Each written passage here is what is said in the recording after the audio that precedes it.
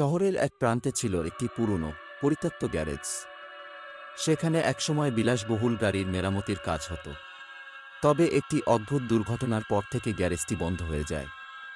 কথিত আছে, একটি কালো রঙের পুরনো মডেলের গাড়ি, যার নম্বর প্লেট মুছে গেছে, মাঝরাতে নিজে থেকেই স্টার্ট নেয় আর শহরের রাস্তায় ঘুরে বেড়ায়।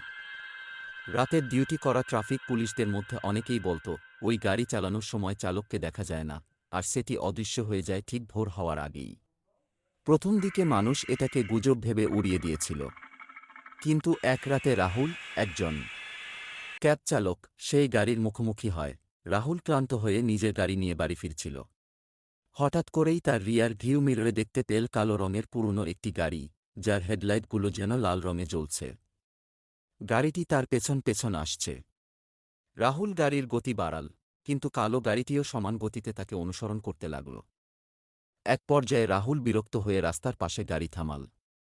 সে ভাবল, পেছনের গাড়ির চালক হয়তো তার সঙ্গে কথা বলতে চায়। কিন্তু পেছনে ফিরে তাকিয়ে সে দেখতে পেল গাড়িতে কোনো চালক নেই। শুধু একটা শীতল বাতাস তার গায়ের মধ্যে দিয়ে প্রবাহিত হয়ে গেল। ভয় পেয়ে রাহুল গাড়ি চালিয়ে সোজা বাড়ি ফিরে গেল। পরদিন সকালে সে ঘটনা বলতে গিয়ে জানতে পারল, এমন ভয়ঙ্কর অভিজ্ঞতা তার একার নয়। বহু বছর আগে সেই কালো গাড়িটিতে এক ধনী ব্যবসায়ী ও তার পরিবার দুর্ঘটনায় মারা গিয়েছিল। তারপর থেকেই নাকি ওই গাড়ি শহরের রাস্তায় ঘুরে বেড়ায়।